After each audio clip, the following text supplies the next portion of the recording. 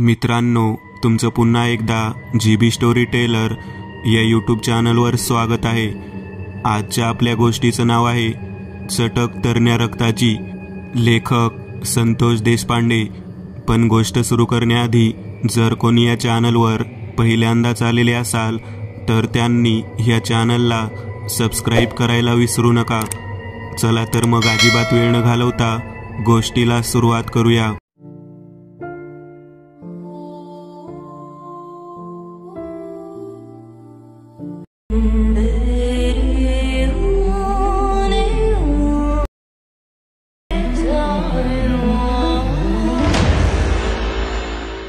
बागेच्या बाहेरच्या बाजूला असलेल्या नाल्याच्या वरचं झाकण उघडलं गेलं होतं। आतमध्ये पाहिलं तर वर पाय आणि खालच्या दिशेने पडलेलं कोणाचं तरी प्रेत होतं। अचानक आजूबाजूला घाण वास सुटल्यामुळे लोकांनी ते होलचं झाकण उघडायला सांगितलं आणि आत पाहिलं तर ते विचित्र दृश्य दिसलं।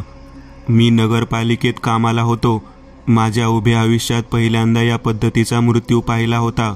गटारीचं पाणी नाकातोंडात गेल्यामुळे त्या व्यक्तीचा मृत्यू झाला आहे असा आम्ही कयास केला। प्रेत बाहेर काढलं, पूर्णतः बाहेर काढलं, परंतु गटारीचं घाण पाण्यामुळे प्रेत काळवंडलेलं होतं। ते ओळखणं सुद्धा मुश्किल झालं होतं। मी कॉन्स्टेबल शिंदे यांना फोन केला। ते काही वेळातच त्या ठिकाणी आले। हवालदाराला फोन केल्यानंतर त्यांची गाडी त्या ठिकाणी आली। मुख्य साहेब म्हणाले, व्यवस्थित तोंडावरती प्रेशरने पाणी मारून बॉडीला स्वच्छ करा। समोर पडलेल्या बॉडीला स्वच्छ करण्यासाठी पोलिसांनी पाणी वगैरे मारून प्रेशरने त्याच्या अंगावरची घाण काढली। नीट पाहिलं तर प्रचंड पांढऱ्या शुभ्र रंगामध्ये असलेलं ते प्रेत होतं। अशा पद्धतीचे सुद्धा सौंदर्य कोणाचं असू शकतं का याचा मी विचार करत होतो। एवढी गोरीपान मुलगी मी कधीच पाहिली नव्हती। पोलीस अधिकारी यांना विचारल्यावर ते म्हणाले, मेन होल तर खूप दिवस झालं उघडलेलं नाही। मग या पद्धतीने वास येतो म्हटल्यावर ते उघडलं तर त्यात अशा पद्धतीची मुलगी दिसली। काय कारण असू शकतं की तिचा जीव पाण्यामध्ये गुदमरून गेला असावा? माझ्या लक्षात येत नव्हतं। जर मेन होल उघडं होतं आणि त्यात कोणी पडलं असतं तर त्याचा मृत्यू त्या नाल्याच्या उघडलेल्या झाकणाच्या भागात खाली कोसळून झाला आहे हे समजणे इतपत सोपं होतं। परंतु त्याच्यावर परत कोणीतरी झाकण ठेवलं याचा अर्थ घात होऊ शकतो हे कळालं होतं।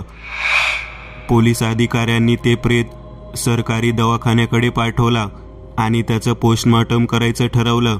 मला मुख्य पंचनामा म्हणून सहीसाठी बोलावण्यात आले। मी पोस्टमॉर्टमच्या दिशेने सही करून गेलो। डॉक्टरांनी ते परत पाहिल्यानंतर पोस्टमॉर्टमची जागा सोडून बाहेर पळ काढला। पोलीस अधिकारी आश्चर्यचकित झाले। काय कारण आहे म्हणून डॉक्टर बाहेर आले तेच कळना। तेव्हा पोस्टमॉर्टम करणारी व्यक्ती म्हणाली, या मुलीच्या शरीरातील संपूर्ण रक्त नाहीसं झालेलं आहे। हे शक्य नाही। एखाद्या व्यक्तीच्या शरीरातील पूर्ण रक्त बाजूला निघावं। तिचा चेहरा पाहिल्यानंतर त्या मुलीच्या तोंडात आतमध्ये जीभ नव्हती।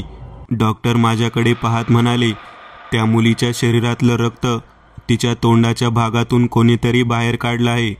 तेव्हा पोस्टमॉर्टम करणारा झंप्या म्हणाला, साहेब, ही साधी गोष्ट नाही।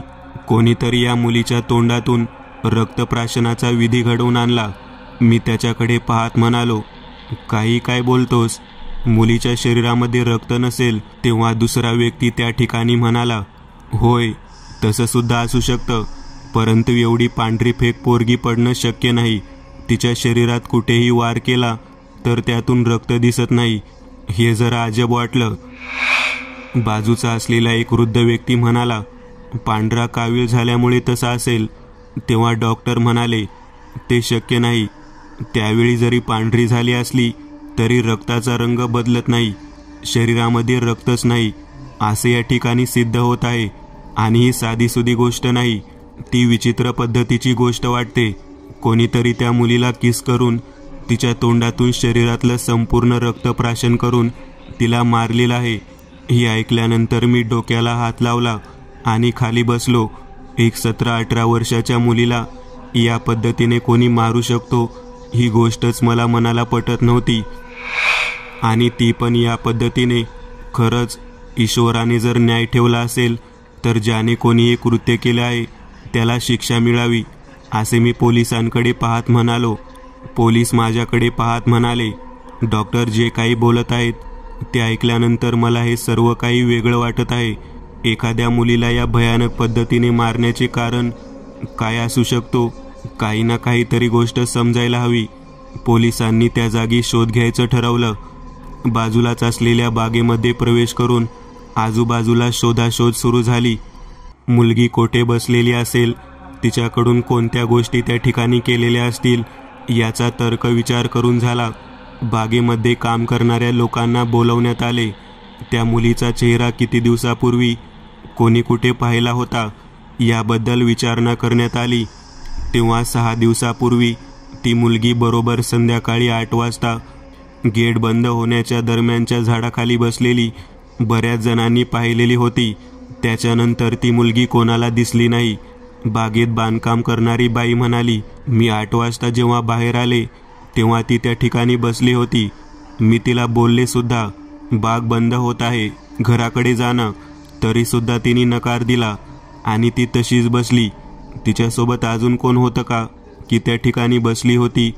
तेव्हा कोणाचं भांडण वगैरे झालं होतं का? ती मुलगी कोणत्या भागातून आली होती? हे सगळं काही विचारायला सुरुवात झाली. तेव्हा बागेत काम करणाऱ्या वॉचमनने सांगितले, मी 8:30 वाजता बाग बंद करतो. मी 8:30 वाजता त्या ठिकाणी गेलो. त्यावेळेला मला त्या झाडाच्या कठड्याच्या खाली ती मुलगी बसलेली. तिला बोललो की बाग बंद झाली आहे, आपण बाहेर चलाव. तेव्हा तिने सांगितलं, पायातील पैंजण इथे हरवलं आहे, घरी जर गेले तर घरचे घरात घेणार नाहीत. वडील खूप कडक स्वभावाचे आहेत.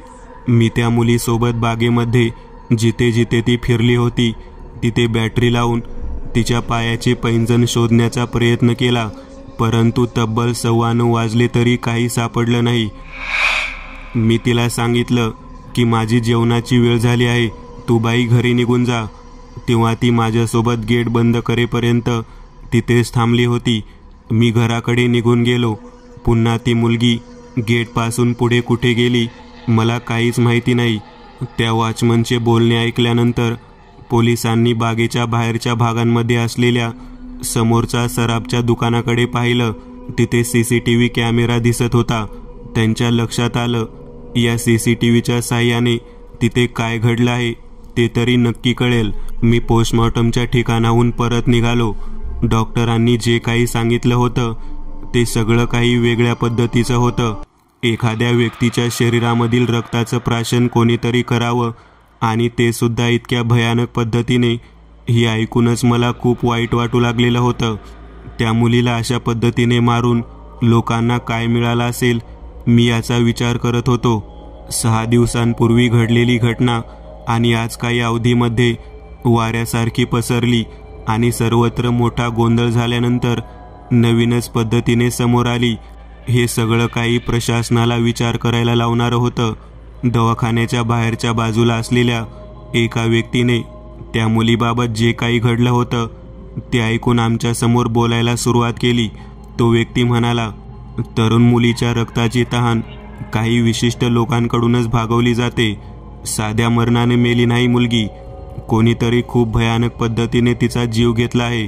कशासाठी घेतला आहे ते कळायला मार्ग नाही, परंतु मी या बाबतीत काही मदत जरूर करू शकतो. पोलिसांनी हे ऐकल्यानंतर जवळजवळ 55 वर्षाच्या त्या व्यक्तीला आपल्यासोबत गाडीत घेतलं आणि तिथून ते पोलीस स्टेशनला आले. मी सुद्धा त्यांच्या सोबतच होतो. माझ्याकडे पाहत तो वॉचमन म्हणाला, साहेब, या उभ्या आयुष्यात अशा पद्धतीने कोणाला मारलेलं मी पाहिलं नाही, परंतु या बाबतीत मी ऐकलेलं जरूर आहे. या व्यक्तीचे बोलणे ऐकल्यानंतर प्रथम पोलीस स्टेशनमधील सर्व अधिकारी त्याच्याकडे पाहून त्याला बावळट समजू लागले. तो व्यक्ती जसजसा बोलू लागला तसं मी त्याच्याकडे नीट पाहत त्याला विचारलं, कोणत्या प्रकाराबद्दल तुम्ही बोलत आहात? तेव्हा पोलीस अधिकारी म्हणाले, जे काही सांगायचं आहे ते व्यवस्थित सांगा. तेव्हा तो व्यक्ती म्हणाला, जवळजवळ 30-35 वर्षापूर्वी या पद्धतीचा मृत्यू मी पाहिला आहे. आपल्या गावच्या डोंगराच्या कडेला ज्या ठिकाणी मोठे मोठे चौकोनी कुंड बनवण्यात आले होते, जे दगडाने बांधले गेले होते, त्या कुंडामध्ये अशा पद्धतीच्या 2-3 मुली मृत्युमुखी पडलेल्या मी स्वतः पाहिलेल्या आहेत. त्या मुलीसुद्धा या पद्धतीने पांढऱ्या शुभ्र पद्धतीच्या असणाऱ्या होत्या. त्यांच्या शरीरामध्ये सुद्धा रक्त नव्हतं आणि अगदी हुबेहूब याच पद्धतीने त्यांचे रक्त तोंडामार्फत कोणीतरी प्राशन केलेलं होतं. तेवढ्यात एक पोलीस हवालदार त्या ठिकाणी त्या वॉचमनकडे पाहत म्हणाला, इंग्रजी चित्रपटात जशा पद्धतीने वॅम्पायर रक्त पितो तशा पद्धतीचे काही म्हणायचे आहे का तुम्हाला? तेव्हा तो व्यक्ती त्या पोलिसाकडे पाहत म्हणाला, मी जे काही सांगत आहे ते माझ्या अनुभवातून सांगत आहे. त्या 3 मुलींच्या मृत्यूनंतर अशाच पद्धतीने तपास सुरू होता. त्या काळात त्यावेळेला एक वनसंरक्षक खात्यामध्ये काम करणारा राकोल्या होता. त्याला पोलिसांनी धरलं होतं. तो वनसंरक्षक खात्यामध्ये रात्रीच्या वेळी ड्युटीला असायचा. त्या व्यक्तीचा या 3 मुलींच्या मृत्यूशी संबंध आहे म्हणून पोलिसांनी पकडलं होतं, परंतु परत त्याला सोडून दिले. जेव्हा त्याला सोडून दिलं तेव्हा मी त्याचा पाठलाग केला होता. तो डोंगराच्या पलीकडे असलेल्या जंगलामध्येच राहिला होता. त्याच्या राहण्याच्या ठिकाणी 2-3 आदिवासी मुलंसुद्धा मी पाहिली होती. त्या झोपडीच्या बाहेरच्या बाजूला पांढऱ्या शुभ्र तयार केलेल्या चौकोनी एका विशिष्ट पद्धतीच्या चित्रावरती ते लाल रंगाच्या रक्ताने चित्र रेखाटत होते आणि हे सगळं काही ते काम लपवून करत होते. मी हे सगळं काही पाहिलं आणि मी तेथून परत आलो. मी माझ्यासोबत असलेल्या माझ्या मित्राला सुद्धा सांगितलं. आम्ही त्या ठिकाणी पोलिसांना न्यायचं ठरवलं, परंतु आम्ही तेथे पोहोचल्यावरती सगळेजण पळून गेलेले होते. केवळ ते रंगवलेले चित्र मात्र स्पष्ट दिसत होतं. एक धष्टपुष्ट डोक्यावरती आदिवासी पद्धतीने पाने फुले लावलेल्या तरुण मुलाचं चित्र होतं. हा सर्व प्रकार ऐकल्यानंतर मी त्या व्यक्तीकडे पाहत म्हणालो, तुम्हाला नेमकं काय म्हणायचं आहे की 35 वर्षांपूर्वी घडलेली घटना आणि आता घडलेली या मुलीच्या बाबतीतली घटना यामध्ये काही साम्य आहे? तेव्हा तो व्यक्ती म्हणाला, साम्य नाही तर अगदी हुबेहूब पद्धतीने त्या 3ही मुलींना जसं मारलं होतं तशा पद्धतीचे सर्व प्रकार या मुलीच्या मृत्यूमध्ये दिसत आहेत. हा जो काही वेगळा प्रकार तुम्ही पाहत आहात तो मी स्वतः 35 वर्षांपूर्वी पाहिला आहे. तेव्हा मी त्याच्याकडे पाहत म्हणालो, पाहिला आहे म्हणजे?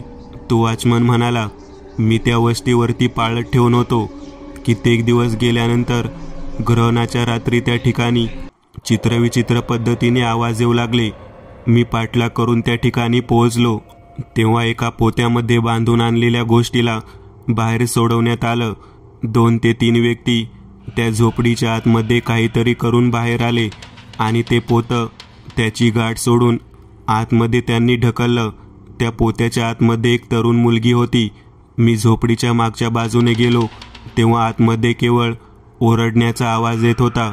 मी खूप वेळ थांबलो.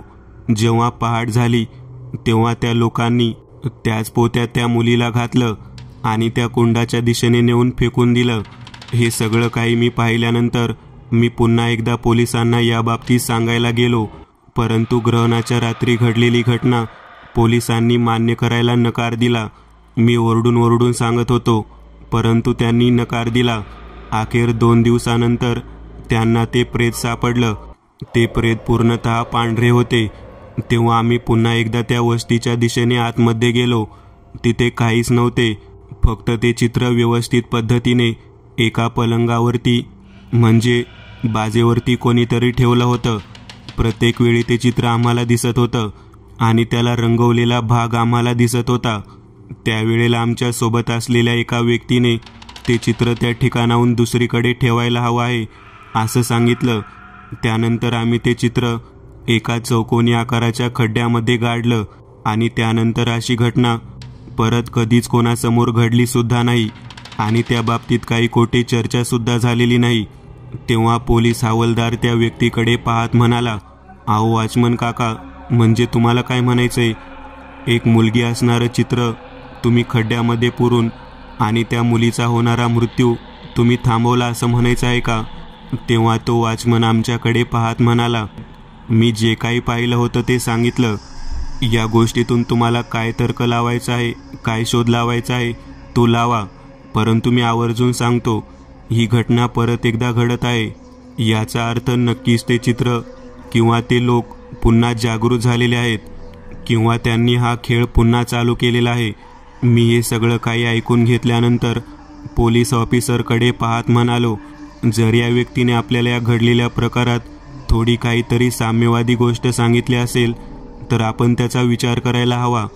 तेव्हा पोलीस ऑफिसर वॉचमनकडे पाहत म्हणाला, तुम्ही त्या काळी जेथे कुठे चित्र जमिनीमध्ये गाडलं होतं ती जागा आता सांगू शकाल का? तेव्हा तो वॉचमन म्हणाला, होय सांगू शकतो. चित्र काढण्याची जी जागा आहे ती एका मंदिराच्या मागच्या बाजूची आहे.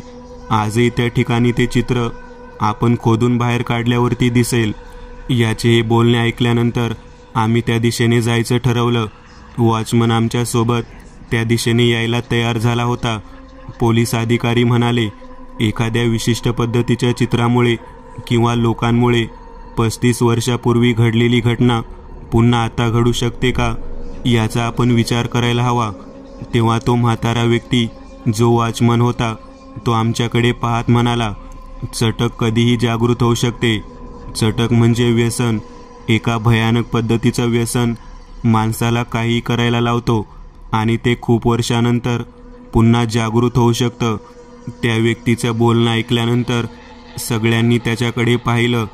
तेथून आम्ही गाडीमध्ये त्याला सोबत घेऊन ज्या ठिकाणी तो म्हणाला होता त्या दिशेने निघालो. डोंगराच्या बाजूला जिथे जंगल होता त्याच्या बाहेरच्या बाजूला खूप वर्षानंतर बदल झालेला आम्हाला दिसत होता.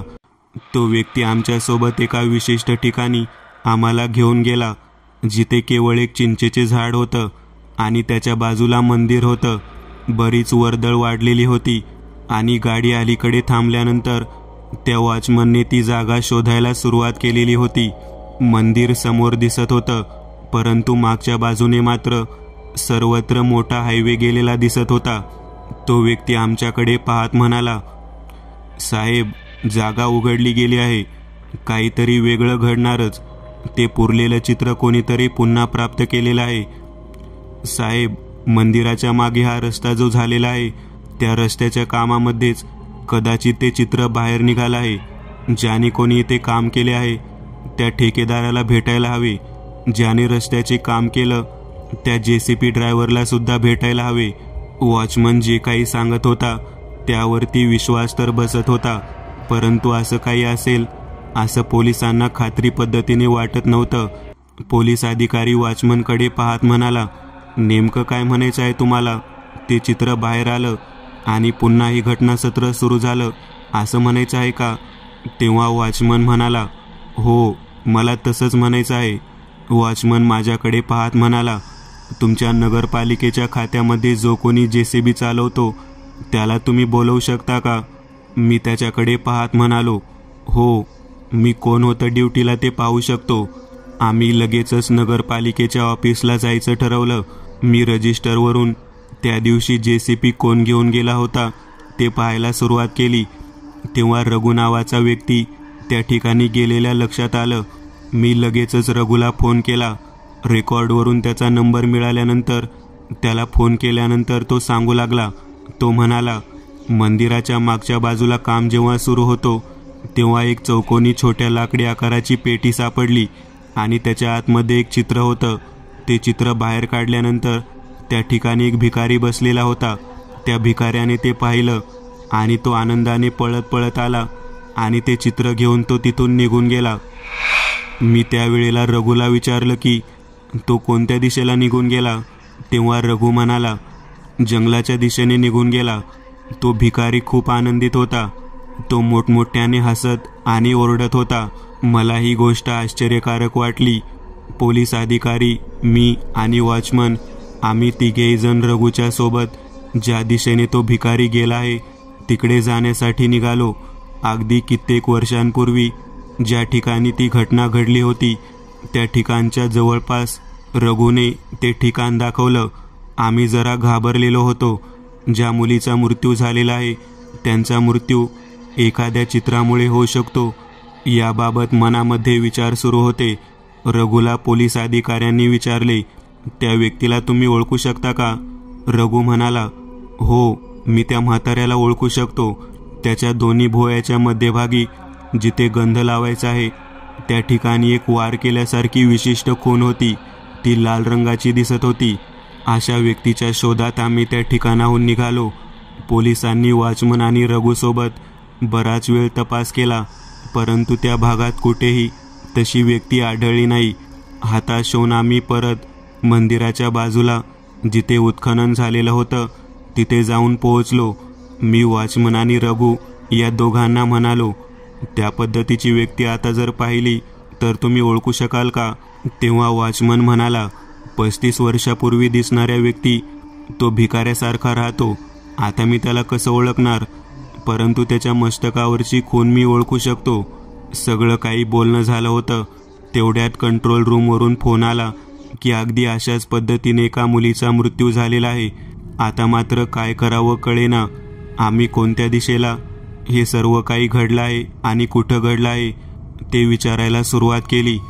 तेव्हा ज्या ठिकाणी बगीचा आहे, उद्यान आहे, त्या ठिकाणी हे सर्व काही घडलं आहे असं कळालं. आता मात्र डोक्याला हात लावला. ज्या ठिकाणाहून ती मुलगी गायब झाली होती त्या ठिकाणीच पुन्हा एकदा मृत्यू घडला. ही गोष्ट ऐकल्यानंतर पोलिसांसह आम्ही सर्वजण चिंताग्रस्त होतो. मेलेल्या मुलीच्या प्रेताला पाहण्यासाठी आम्ही सर्वजण त्या ठिकाणी जाऊन पोहोचलो. तेव्हा वॉचमननी डोक्याला हात लावला आणि मोठमोठ्याने तो ओरडू लागला, रडू लागला, कारण ती त्याची मुलगी होती. एका पाठोपाठ एक या पद्धतीने झालेल्या सर्व मृत्यूला जो कोणी व्यक्ती जबाबदार आहे तो भयानक असणार, काही शंकाच नव्हती. वॉचमनच्या मुलीच्या शरीरातील सर्व रक्त एका विशिष्ट पद्धतीने पिण्यात आलेलं होतं. रक्ताची चटक लागलेली जो कोणी व्यक्ती होता तो फारच भयानक होता हे आम्ही ओळखलं. आता रात्रीच्या वेळेतून गस्त घालून त्याला पकडावं लागेल, यासाठी काहीतरी उपाय करावा लागेल असा विचार सुरू झाला. तेव्हा पोलीस अधिकारी शिंदे, कॉन्स्टेबल, मी स्वतः तसेच रघु आम्ही भिकाऱ्याच्या वेशामध्ये मंदिराच्या जवळ थांबायचं असं ठरवलं. आम्ही रात्रीच्या वेळी भिकाऱ्याच्या वेशामध्ये मंदिराच्या सभामंडपामध्ये तसेच झोपून राहिलो. बरोबर मंदिराच्या पायऱ्यावरून खालच्या बाजूने कोणीतरी चालत जात आहे असं दिसू लागलं. रघुकडे पाहत मी म्हणालो, त्या व्यक्तीला तू ओळखू शकतो ना?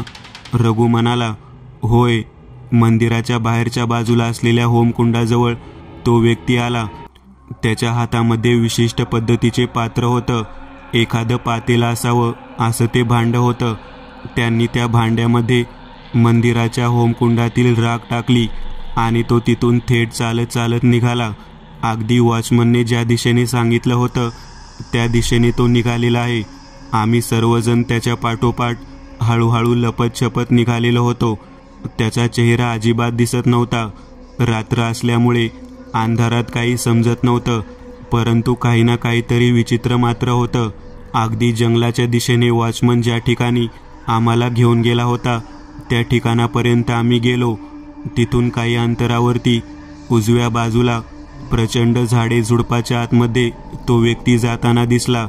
तेव्हा माझ्या लक्षात आलं, दाट झाडी असल्यामुळे आम्हाला ते ठिकाण दिसलेलं नव्हतं. आता मात्र आम्ही त्याचा पाठलाग केला.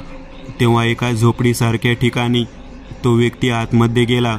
आतमध्ये त्याच्यासोबत अजून 3 व्यक्ती होते.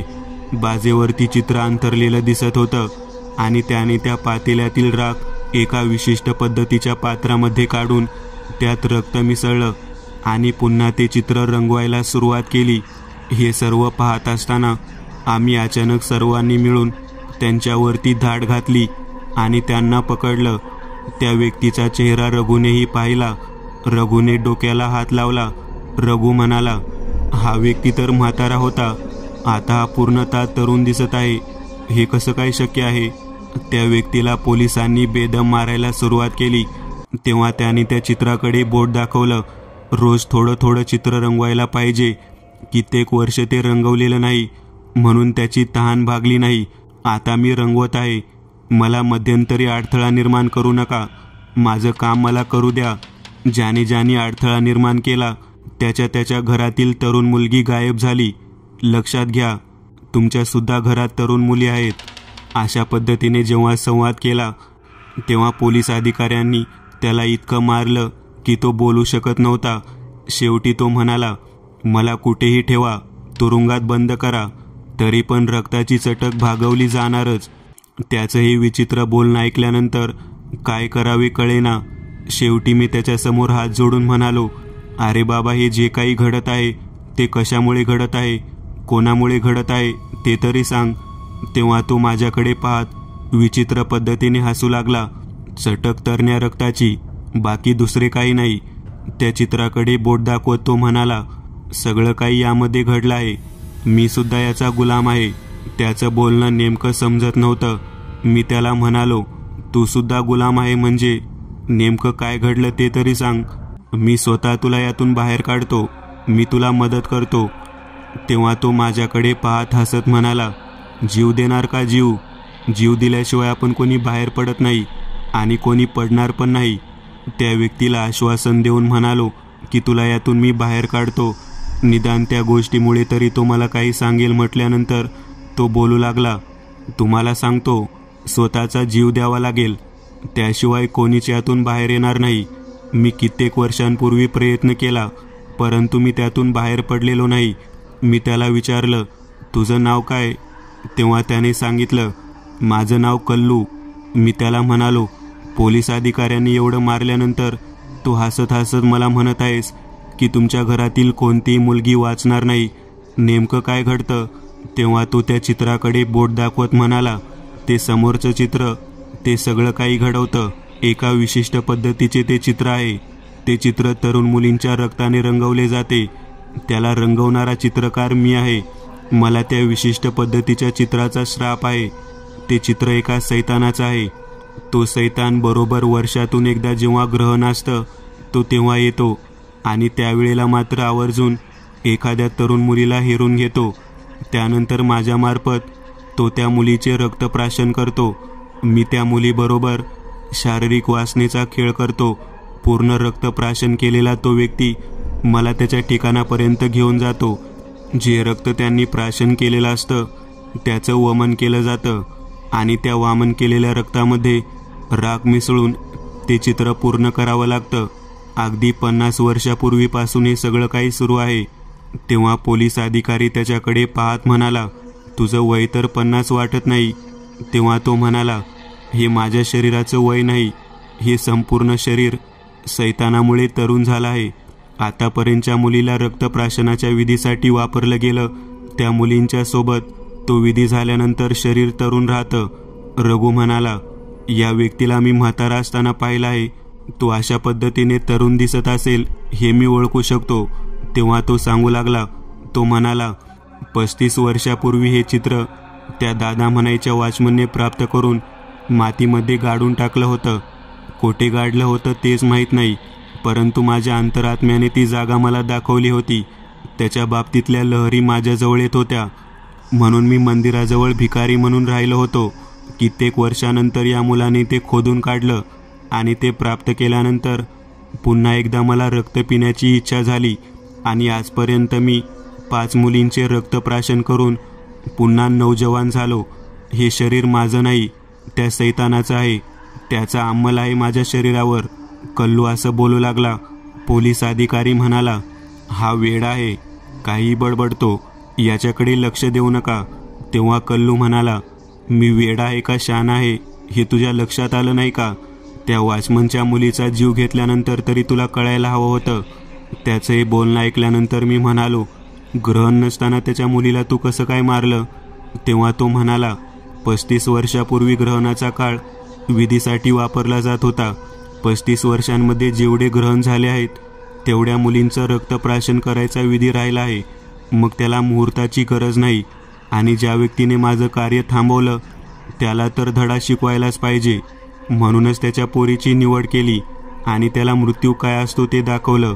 हे सगळं ऐकल्यानंतर मी म्हणालो, तू यातून बाहेर पडायचं म्हणतो, स्वतःचा जीव दिल्यावरतीच माणूस बाहेर पडू शकतो असं पण म्हणतो. तेव्हा तो म्हणाला, एखाद्या पुरुषाचं रक्त जर त्या चित्रावरती टाकलं आणि ते चित्र संपूर्णतः पुरुषाच्या रक्ताने जर ओलं केलं, त्या व्यक्तीचा जर त्यामध्ये जीव गेला तर तो सैतान शांत होईल. परंतु असा विधी कोण बरं करेल? म्हणून आजपर्यंत चटक तशीच आहे. हे सगळं ऐकल्यानंतर पोलीस अधिकारी माझ्याकडे पाहत म्हणाला, काय या वेड्या माणसाचं बोलणं ऐकतात? याने खून केला आहे, त्याच्यावरती गुन्हा सिद्ध होतो, त्याला फाशी देण्यात येईल. तेवढ्यात तो म्हणाला, मला फाशी देऊन सुद्धा हे सत्र सुरूच राहणार. आता मात्र पोलिसांना काय बोलावं ते कळालं नाही.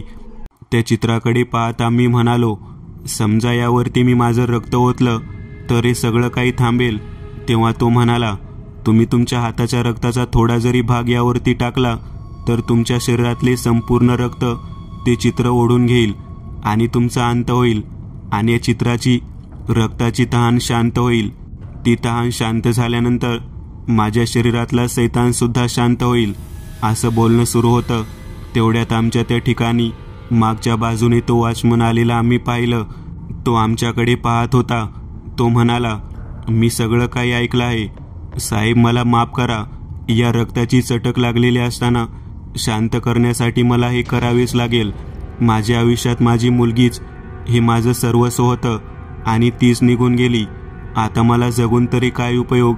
असे म्हणून त्याने त्या चित्रावरती स्वतःचा हात कापून वाहणारं रक्त धरलं आणि इकडे तो कल्लू म्हणायचा व्यक्ती सैतानाप्रमाणे स्वतःचं डोकं, हातपाय जमिनीवरती आदळून ओरडू लागला, सोड मला, सोड मला, सोड. मला तुझं रक्त नको आहे. मला तरण्या रक्ताची चटक आहे. सोड मला, सोड. मला तुझं रक्त नको आहे. मला तरण्या रक्ताची चटक आहे. असं सगळं काही बोलणं सुरू होतं. तो ओरडत होता आणि इकडे या वॉचमनच्या शरीरामधलं रक्त त्या चित्रावरती पडल्यानंतर काही क्षणात ते संपूर्ण चित्र लाल झालं. आम्ही त्या कल्लूकडे पाहू लागलो. तेव्हा तो ओरडत म्हणाला, या म्हाताऱ्याच्या रक्ताने माझं शरीर बाटवलं, माझं शरीर बाटवलं. आणि त्या सैतानाने कल्लूचं शरीर सोडलं. ते चित्र पाहिल्यानंतर ते पूर्ण झालं होतं. संपूर्ण रक्ताने रंगवलेले ते चित्र आज पूर्ण दिसत होतं. कल्लू शांत स्थितीत येऊन उभा राहिला. त्या चित्राकडे पाहत म्हणाला, माझ्या शरीराला सैतानाने सोडलं.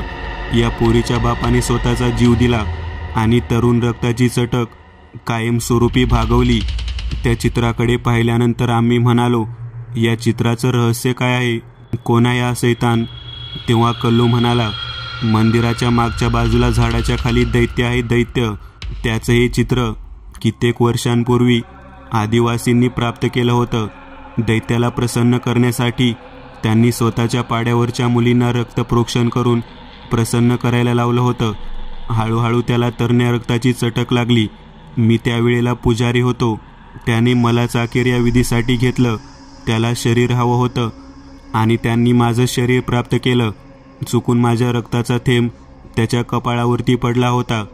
त्या चित्रातला कपाळावरचा गंधाचा भाग माझ्या रक्ताचाच आहे आणि तेव्हापासून माझ्यामार्फत तरुण मुलींच्या रक्ताने प्राशन करायचा विधी सुरू केला. शेवटी आज मी मुक्त झालो. या मुलीच्या बापाने स्वतःचा जीव देऊन मला यातून मुक्त केलं आणि माझ्याबरोबर कित्येक मुलींना सुद्धा मुक्त केलं. हे चित्र ज्या ठिकाणी देवीच्या समोरचा होमकुंड आहे त्यामध्ये जाळून टाका. तीच त्या दैत्याची जागा आहे. ते चित्र जेव्हा पाहिलं तेव्हा अक्षरशः मंदिराच्या मागच्या बाजूला कोरलेल्या मूर्तीतल्या दैत्याप्रमाणे दिसत होतं. पोलीस अधिकारी आणि मी, माझ्यासह असलेले सर्वजण आश्चर्यचकित झालो आणि अखेर ते चित्र समोर असलेल्या होमकुंडामध्ये अग्नी समर्पित केलं.